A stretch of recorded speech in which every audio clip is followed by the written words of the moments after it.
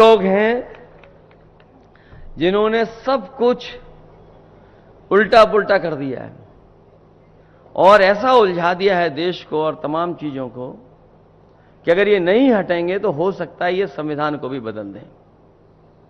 कई बार हम लोग इस बात को कहते हैं कि संविधान बदलेंगे, तो पत्रकार साथी और बीजेपी के लोग ये तर्क देते हैं कि संविधान कैसे बदल जाएगा। मैं उनसे जवाब में कहता हूं कि याद कीजिए कि भारतीय जनता पार्टी ने एक दिन फैसला ले लिया और फैसला लेकर के सब नोट बंद करा दिए। क्या किसी पत्रकार को पता था? क्या किसी जनता में किसी सदस्य को पता था? और इसी तरह अभी जो अग्निवीर व्यवस्था आई है, ये जो अग्निवीर व्यवस्था जो पक्की नौकरी होती थी, ये जो 4 साल की नौकरी कर दी है। हमारे यहां बहुत सारे लोग ऐसे होंगे गांव के जो फौज में जाकर के न केवल उन्होंने सीमा पर देश की रक्षा करने का काम किया, बल्कि अगर उनके परिवार की आर्थिक और सामाजिक स्थिति देखोगे, अगर वो फौज में भर्ती हो गए तो उनके घर परिवार की सामाजिक और आर्थिक स्थिति भी बेहतर हो गई और नई पीढ़ी को अच्छा पढ़ने का भी मौका मिल गया। जब ये जानकारी बीजेपी को हो गई कि गांव के बच्चों की जो पढ़ाई लिखाई वो बेहतर हो गई, फौज में जो लोग भर्ती हो जाते हैं उनका सामाजिक आर्थिक रूप से वो मजबूत हो जाते हैं, तो उन्होंने ये फैसला लिया कि अब पक्की नौकरी नहीं, अग्निवीर के माध्यम से ही नौकरी मिलेगी। हम अपने तमाम नौजवानों को कहना चाहते हैं इस मौके पर कि समाजवादी सरकार और इंडिया गठबंधन की सरकार आएगी, ये जो आधी अधूरी 4 साल की नौकरी दी है खत्म हो जाएगी और जो पहले व्यवस्था थी कि नौकरी पूरी मिलती थी और पेंशन और सुविधाएं मिलती थी, वही इंतजाम करने का काम करेंगे। ये हमारे खाकी वर्दी वाले भी कभी कभी हम लोगों को गुस्सा दिखाते हैं। ये लोग भी जान लें, बीजेपी वाले आ गए तो 4 साल की नहीं, इनकी 3 साल की नौकरी हो जाएगी और बाद में ये हम लोगों के संगी घूमेंगे। और ये हो सकता है, ये पूछे कैसे हो सकता है? भाई अग्निवीर की हो गई तो तुम्हारी भी हो जाएगी। और सरकारी विभाग देख लो, बताओ आउटसोर्स में है नौकरी में कि नहीं है? क्लास 4, क्लास 3 धीरे धीरे सरकार ने आउटसोर्स कर दी। न केवल नौकरियां सरकारी विभाग में आउटसोर्स की हैं, बहुत से विभागों को आउटसोर्स कर दिया।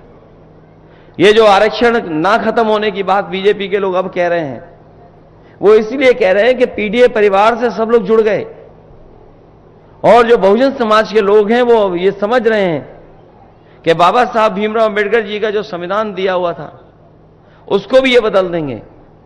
ये बदले ना बदले, लेकिन उस रास्ते पे ये लोग चल रहे हैं। सोचिए आप, अगर विभाग में प्राइवेट हो जाएगा तो क्या आरक्षण लागू होगा क्या उसमें? ये जो हवाई जहाज वाला विभाग था जिसमें लगभग 1 लाख लोगों को नौकरी मिलती थी, ये कुछ वर्षों से प्राइवेट कर दिया गया है। अब बताओ, प्राइवेट में जाने के बाद क्या आरक्षण मिल रहा है किसी को? इसी तरह और विभाग हैं, बीएसएनएल है, ये सरकारी विभाग, टेलीफोन वाले थे, ये सब प्राइवेट हो गए। ये पानी के जहाज जिस विभाग से चलते थे वो प्राइवेट हो गया। बीमा कंपनियां प्राइवेट होने जा रही हैं, बैंकें प्राइवेट होने जा रही हैं। तो सोचिए, अगर वो आरक्षण नहीं खत्म करना चाहते तो आखिरकार प्राइवेट के रास्ते पे क्यों जा रहे हैं? इसलिए घबराए हुए हैं भारतीय जनता पार्टी के लोग। और घबराने का नतीजा देखिए, जो कभी आरक्षण खत्म करना चाहते थे वो आरक्षण के पक्ष में बोल रहे हैं। लेकिन मैं अपनी जनता को सावधान करना चाहता हूं कि भारतीय जनता पार्टी के वो लोग हैं जिन पर भरोसा नहीं किया जा सकता। इन पे भरोसा तो बिल्कुल नहीं किया जा सकता। और अब तो इनकी और पोल खुल गई। ये अलग बात है कि इलेक्टोरल बॉन्ड जो आए थे उससे तो पोल खुली इनकी, जहां पर इन्होंने चंदा नहीं वसूला था पैसा। हम और आप लोग एक दूसरे का सहयोग मदद करते हैं तो क्या थोड़ा बहुत चंदा देते हैं? कभी 500 रुपए, 1000, 2000, 5000, बहुत संपन्न होंगे तो लाखों में दे सकते हैं। लेकिन इस तरीके से कोई चंदा नहीं देता था। सब सीमाएं लांघे भारतीय जनता पार्टी के लोग और दबाव बना करके अपने सरकारी विभागों का। सोचिए कितना चंदा लिया इन्होंने, कई ऐसी कंपनियां हैं जिनके पास मुनाफा नहीं है, जिनके पास कोई कारोबार नहीं है, टर्नओवर नहीं है, लेकिन उसके बावजूद भी अपने टर्नओवर से ज्यादा चंदा दिया है। और कोई कल्पना नहीं कर सकता था कि 1,000 करोड़, 500 करोड़, 400 करोड़, 300 करोड़ तक चंदा दिया है। और ये बात मैं इसलिए कह रहा हूं, ये जो महंगाई दिखाई दे रही है वो महंगाई वसूली के कारण भी है। जो कंपनी, जो उद्योगपति अगर चंदा और वसूली के नाम पर पैसा दे देंगे सरकार को, तो बताओ मुनाफा कमाएंगे कि नहीं कमाएंगे? ये मुनाफे की वजह से महंगाई है। और आपने तो अपने बीच देखा है, जैसे हमने और आपने पुराने लोगों ने बाजार में पार्ले जी का बिस्किट पैकेट देखा होगा। पहले कितना बड़ा पैकेट आता था, पहले इतना बड़ा पैकेट था। जैसे जैसे महंगाई बढ़ी और कंपनी को मुनाफा कमाने के लिए फैसला लेना पड़ा तो पैकेट छोटा होता चला गया। अब बताओ पैकेट कितने का मिलता है? अब 5 बिस्किट का पैकेट हो गया। पहले इतना बड़ा था, अब इतना बड़ा हो गया। और ये सरकार में आ गए तो हो सकता है 1 बिस्किट का ही पैकेट बना देंगे लोग। और आपने तो खुद देखा है, बताओ बोरी से कितनी खाद चोरी हो गई। पहले 5 किलो और फिर अब कितनी और चली गई? 5 किलो और चली गई। ये सरकार में आ गए तो और 5 किलो चली जाएगी।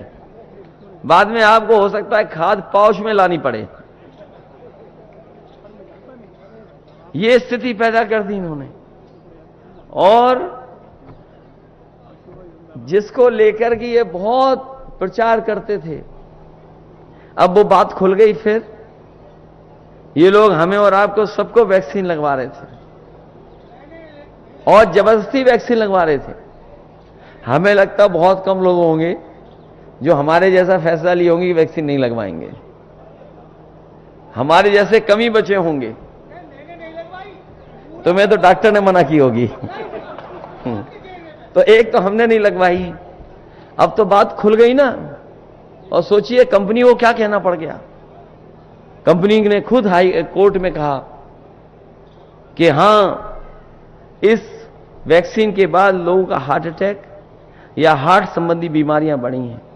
अब सोचिए जिनके घर में सर्टिफिकेट होंगे, जो वैक्सीन के सर्टिफिकेट आप लोगों ने रखे हुए हैं, उसको देख करके आप वोट किसको डालोगे? आप बताओ। जब सर्टिफिकेट दिखाई देगा तो कोई भी भारतीय जनता पार्टी को वोट नहीं दे सकता। अलग तरह की चिंता डाल दी मन में कि पता नहीं कल क्या हो जाएगा। तभी तो क्या कहते थे कि अफसर ढूंढना चाहिए, कोई नारा दिया था उस समय उन्होंने। तो सोचिए क्या अफसर ढूंढा उन्होंने कि वैक्सीन वालों से भी इन्होंने चंदा वसूल लिया। इसलिए बहुत से ऐसे सवाल हैं जिसका जवाब भारतीय जनता पार्टी के पास नहीं है। लेकिन सबसे बड़ा सवाल जनता के बीच में यही है कि ये संविधान बदल देंगे और संविधान बदलने के बाद हमारे अब के अधिकार छिन जाएंगे। हमें आपको जो सम्मान मिलता है वो भी ये छीनना चाहते हैं। और सच्चाई तो ये है कि बाबा साहब भीमराव अंबेडकर जी का दिया और संविधान ही हमारी संजीवनी है, जो हमें आगे बढ़ने का मौका देता है। यही संविधान हमें अधिकार देता है एक वोट का। और ये अगर संविधान बदल दिया तो हो सकता है भारतीय जनता पार्टी के लोग हमें और आपको जो वोट देने का अधिकार है वो भी छीन लें।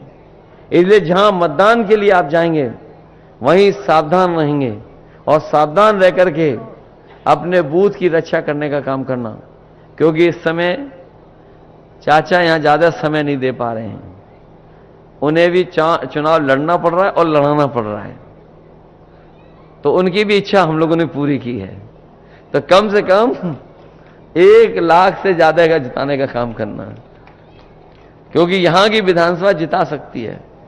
और कोई वर्ग ऐसा नहीं है जो वोट ना देना चाहता हो आपको और हमको। अगर थोड़ा बहुत हम लोग उनसे बातचीत कर लें, बैठ जाएं और उनको समझा ले जाएं, तो मैं समझता हूं हर वर्ग के लोग आपके साथ इस बार मतदान देने के लिए तैयार हैं। वो खुद महसूस कर रहे हैं महंगाई, बेरोजगारी और तमाम चीजें, क्योंकि इतनी महंगाई कभी नहीं हुई जितनी इस सरकार में हो गई। जब आज हम और आप लोग 1 मई को है, ये हमारे मजदूर भाई जानते होंगे, आज का दिन पूरी दुनिया में याद करता है मजदूरों को, तमाम उन लोगों को याद करता है जिनका योगदान है काम कर करके समाज और देश को आगे बढ़ाने के लिए। ये जो लेबर डे है, आज की तारीख के दिन योगदान, संघर्ष और उनके किए हुए कामों से जो तरक्की हो रही है उसको सब याद करते हैं। जो साथी कानून को समझते होंगे, इन्होंने कोरोना की आड़ में लेबर लॉ, जिसके लिए मजदूरों को अधिकारों को पाने के लिए मजदूरों को न जाने कितना संघर्ष करना पड़ा था। दुनिया में जहां जहां मजदूर संगठन थे, उन्होंने कई मौकों पर संघर्ष किया। न जाने कितनी बार उन्हें पुलिस से झगड़ा होने की वजह से जाने गई, जाने खोई। न जाने कितने पुलिस के लोग इस आंदोलन में शहीद हुए। उसके बाद जो लेबरों को अधिकार मिले थे, मजदूरों को अधिकार, इन भारतीय जनता पार्टी के लोगों ने कोरोना की आड़ में उन कानूनों को भी ऐसा कर दिया है कि अब लेबर के पक्ष में वो कानून नहीं है। तो सोचिए, आड़ में क्या नहीं कर सकते ये लोग। इन्होंने छिप करके हमारे तमाम मजदूरों को जो कई सौ वर्षों के संघर्ष के बाद जो अधिकार मिले थे, जो उन अधिकारों को छीनने भी काम किया है। इसलिए इनसे सावधान रह करके इन भारतीय जनता पार्टी को हटाने का काम करना। जो पहले और दूसरे चरण के वोट पड़े हैं, उस चरणों में भारतीय जनता पार्टी और उनके सहयोगी लोग बहुत पीछे छूट गए हैं। पीछे छूट गए, इसीलिए उन्होंने अपना 400 पार का नारा बदल दिया। न केवल नारा बदला है, बल्कि उनके भाषणों में आप देखो क्या भाषा का इस्तेमाल हो रहा है। जो भाषा बोली जा रही है वो लोकतंत्र में कोई स्वीकार नहीं कर सकता। और जिस तरह के शब्दों का इस्तेमाल किया जा रहा है, अगर उन्हीं शब्दों को और उन चीजों का अगर हम आकलन निकालें और बैंकों से अगर आंकड़े निकालें, तो शायद भारत में सबसे ज्यादा गरीबों ने सोना रख करके कर्ज लिया होगा। सबसे ज्यादा बैंकों से लोगों ने, गरीबों ने कर्ज अगर लिया है तो सोना रख करके कर्ज लिया है। और यही बीजेपी के लोग जो बड़े बड़े लोगों का कर्ज माफ कर चुके हैं, और इतना नहीं, छोटा मोटा कर्ज नहीं माफ किया है, लगभग 16 लाख करोड़ कर्ज माफ कर चुके हैं उद्योगपतियों का। इसलिए गठबंधन ने और इंडिया गठबंधन ने तय किया है, समाजवादी पार्टी ने फैसला लिया है कि इस बार दिल्ली की सरकार बनेगी तो अपने किसानों का पूरा कर्जा माफ होगा। जिस तरीके से उद्योगपतियों का कर्जा माफ हुआ है, उनका करोड़ों का कर्जा माफ हुआ है, हमारे किसानों का तो लाखों का है, करोड़ों का किसी का नहीं है। जब बीजेपी ने कर्ज माफ करने का फैसला लिया तो इन्होंने जो मानक तैयार किए वो ये कहा कि 5 करोड़ से ऊपर जिन्होंने कर्ज लिया उनका कर्ज माफ होगा। यहां जितने लोग बैठे हैं, आसपास जितने लोग होंगे, किसी का भी करोड़ों में कर्ज नहीं होगा, लाखों में कर्ज होगा। कि हमारे गरीब छूट जाएं, किसान छूट जाएं, गांवों में रहने वाले छूट जाएं, उनका कर्ज ना माफ करना पड़े। इसलिए बीजेपी ने जब कर्ज माफ किया तो यह फैसला लिया कि 5 करोड़ से ऊपर जिन लोगों का कर्ज है वो कर्ज माफ होगा। हम समाजवादी और इंडिया गठबंधन के लोग कहते हैं जो किसानों का लाखों लाख कर्ज है वो पूरा माफ करने का काम करेंगे। अगर उद्योगपतियों का माफ हो सकता है तो किसानों का भी हमारा माफ होगा। इसी तरह राशन को लेकर के इन्होंने गरीबों से वोट ले लिया। पिछला चुनाव था तो राशन में न जाने क्या क्या दे रहे थे, और अब जो राशन आ रहा है उसमें बताओ क्या आ रहा है। ये आपका स्वास्थ्य बेहतर करने के लिए दे रहे हैं। सोचो, पहले दे रहे थे रिफाइंड तेल, नमक और न जाने क्या क्या देना चाहते थे, और वोट ले लिया, सरकार बन गई। अब बताओ राशन में क्या दे रहे हैं। वो इसलिए बाजरा दे रहे हैं कि आपका स्वास्थ्य बेहतर हो। और ये हम अपने गरीबों को कहना चाहते हैं, न केवल राशन की गुणवत्ता बेहतर करेंगे, बल्कि जिस तरीके से संपन्न जॉइंट पेन के लिए